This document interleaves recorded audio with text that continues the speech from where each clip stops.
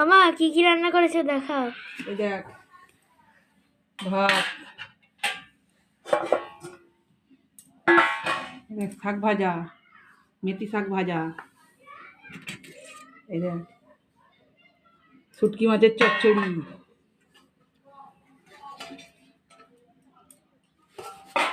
দেখ ভোলা মাছের ঝাল, লাল লাল ভোলা মাছের ঝাল।